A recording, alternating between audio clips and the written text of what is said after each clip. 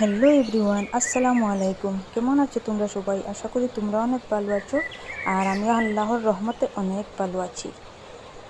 আজকে সকালে উঠে ভাবলাম একটু দুধের মধ্যে চা পাতা দিয়ে চাটা বানাই, আর সেটা বানিয়ে না আমার খুব একটা টেস্ট লাগলো না। চা পাতার কীরকম গন্ধটা উঠে গেল, যেমন আমরা যেভাবে খাই সেভাবে হলো না, সেরকম টেস্টটা হলো না। তো এখানে আমি চা পাতাও দিলাম। আর জানো তো তোমরা, যখন দুধটা ফুটে উঠে তখন অনেক সময় আছে আমাদের দুধটা নিচে পড়ে যায়, আর না পড়ার জন্য যদি তোমরা একটা স্টিলের চামচ দিয়ে দাও তখন আর দুধটা পড়বে না। তো চাটা নামিয়ে আমি কড়াইটা বসিয়ে দিলাম। যেহেতু উনি একটু মাছ পাঠিয়েছিলেন, আমি বানিয়ে পরিষ্কার করে রেখে দিয়েছি। এখানে চাটা আমি কাপে নিলাম, নেওয়ার পরে একটু রেখে দেবো ঠান্ডা হওয়ার জন্য। জানো তো খুব একটা গরম আমি খেতে পারি না, তো এখানে রেখে দিলাম আমি চাটা। তারপরে কড়াইটা বসিয়ে দিলাম, ভাবলাম একটুখানি গরম হয়ে যাবে, তারপর মাছটা ভাজা করে নেব। আর এখানে ওনার জন্য চাটা আমি চা পাতা থেকে তুলে নিলাম, কেননা সেই চা পাতায় যদি চাটা থাকে তাহলে চা পাতায় সব চা খেয়ে নেয়। আর এখানে কি করছি আমি একটু পরে চাটা খাবো, এখন আমি এখানে একটু রেখে দিলাম। আর আমাদের কিচেনে কেন আমরা টাইলস লাগাইনি, তোমরা হয়তো বলবে সব রুমে টাইলস আছে, এখানে কেন টাইলস নেই। এখানে টাইলস লাগাইনি, যখন আমরা গোটা বানিয়েছিলাম তখন মিস্ত্রি বলল এখানে টাইলস না লাগানোটাই ভালো, কারণ আমাদের পাকাটা ফেটে যাবে। আর সত্যি সেটাই হলো, ফেটে গিয়েছে। এই দেখো মাছটা উনি সকালবেলা পাঠিয়েছিলেন, আমি কেটে পরিষ্কার করে রেখে দিলাম এইখানে। আর যেহেতু এটা নদীর মাছ, আমার ভালো লাগে এরকম মাছ, বড় মাছ থেকে এরকম মাছ খেতে আমার খুব ভালো লাগে, তাই উনি পেয়েই পাঠিয়ে দিয়েছেন। তো এখানে আমি একটু হলুদ দিয়ে দিলাম, তারপর একটু লবণ দিয়ে দিলাম ভাজা করার জন্য। আর এখানে একটুখানি তেল দেব। তেলটা দিলে কি হয়, মাছটা নিচে লাগে না। কোনো এক সময় আছে আমাদের কড়াইতে মাছটা লেগে যায়, তখন আর লাগে না, সেই মাছটা সুন্দর লালটি হয়ে ভাজা হবে। তো এখানে একটুখানি তেলও দিয়ে দিলাম, সর্ষের তেল হোক আর সাদা তেল হোক, যেটাই থাকবে সেটাই দিতে পারবে। তো আমার এখানে ছিল মহাকুশ আর সর্ষের তেল মিলিয়ে রেখেছিলাম, তো এখানটাতে দিয়ে দিলাম। এখানে আমার কড়াইটাও গরম হয়ে গিয়েছে। আর এই কড়াইতে না মাছ ভাজা করতে আমার খুব ভালো লাগে, কারণ এই কড়াইতে খুব তাড়াতাড়ি মাছ ভাজাটাও হয়ে যায় আর খুব সুন্দরই মাছ ভাজাটা হয়। তাই আমার এই কড়াইটাতে আমার করতে খুব ভালো লাগে, তাই আমি এইটাতেই মাছ ভাজা বেশিরভাগই তোমরা দেখতে পাচ্ছ যে আমি মোবাইলে আমার ব্লগগুলিতে আমি মাছ ভাজা এটাতেই করি। হ্যাঁ, এটাতে আমার খুব বেশি ভালো লাগে।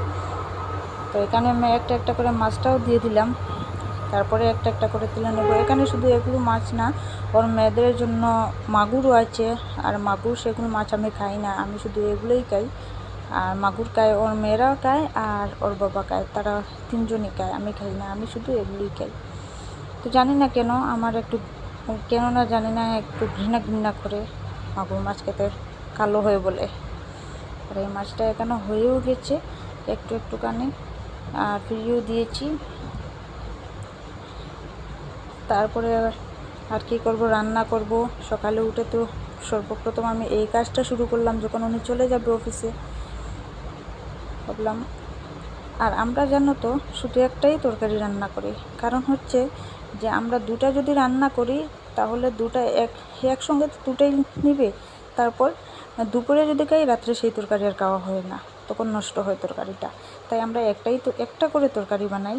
আর আমরা যেহেতু দুজন মানুষ, আর আমার ছোটো মেয়েটাও এরকম খায় না, বড়ো মেয়েটাও খায় না, ওদের জন্য আলাদা তরকারি বানাতে হয় ঝাল ছাড়া।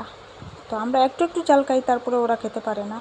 এখানে আমি দেখছো মশলাটা নিয়ে নিলাম। এখানে মাগুরগুলো ওদের জন্য ভাজা করছি, ভাজা করে প্লেটে রেখে দেবো। এখন আর ওদের জন্য কিছু করবো না, ভাজা দিয়ে খেয়ে দেবো। আর এখানে আমি একটু তেল দিলাম, তারপরে এখানে আমি পেঁয়াজ বাটা করে রেখেছি, সেখানে পেঁয়াজটা দিলাম। পেঁয়াজটা দিয়ে ভালো করে নাড়াচাড়া করব, এটা ব্রাউন কালারের হয়ে যাবে। তারপরে আমি টমেটোটা দিলাম। টমেটো পেস্ট করে নিলে ভালো হয়, তরকারিটাও গ্রেভি হয়, আর দেখতেও ভালো লাগে, খেতেও ভালো লাগে। তো এখানে টমেটোটাও দিয়ে দিলাম। আর এখানে যে মশলাটা আমি নিয়েছিলাম, মরিচ, হলুদের গুঁড়া, লবণ, তারপর একটুখানি কী ছিল, ধনিয়া গুঁড়া, তো এইটুকু আমি এখানে দিয়ে দিলাম। আর একটু জল দিলাম, যাতে মশলাটা যেন কড়াইতে না লাগে, জলা গন্ধটা না হয়। তো এখানে একটু লেবুর পাতা নিয়েছিলাম, সেইগুলোও দিয়ে দিলাম। আর জানো তো লেবুর পাতা খেতে আমার খুব ভালো লাগে, তাই আমি লেবুর পাতা সবসময় ইউজ করি। এখানে আমি মাছগুলো আমরা দুজনেই খাবো যেহেতু, তো একটু কম করে দিলাম। দুজনেই খাবো, আর তো খাবে না মেয়েরা, তো একবারই খাবো। দুবার খেলে হয়তো আরও একটু বাড়িয়ে দিতাম, না একবারই খাবো তাই বলে একটুখানি দিলাম। এখানে ডেকেও দিয়েছি, আমার মাছটাও প্রায় শেষ হয়ে গিয়েছে, আরও একটু ঝোলটা এখানে আমার মাছটাও প্রায় শেষ হয়ে গিয়েছে। তারপরে একটু ভাত বসিয়ে দেবো, আমার কাজটা প্রায় কমপ্লিট হয়ে যাবে। আর তোমাদের যদি আমার ভিডিওটা ভালো লাগে তো প্লিজ আমার পাশে থেকো, আমাকে সাপোর্ট করো, বেশি বেশি করে আমাকে সাবস্ক্রাইব করো, আমার ভিডিওগুলো বেশি বেশি করে শেয়ার করো, লাইক করো, এবং আমার পাশে থেকো। তোমরা কিন্তু অনেকেই দেখো কিন্তু আমাকে সাবস্ক্রাইব করো না, আর অনেকেই আছে আমাকে সাবস্ক্রাইব করে আবার আনসাবস্ক্রাইব করে দেয়। এরকম কেন করো? তো প্লিজ তোমরা আমাকে সাবস্ক্রাইব করো, পাশে থেকো। আবার দেখা হবে তোমাদের সাথে কালকে।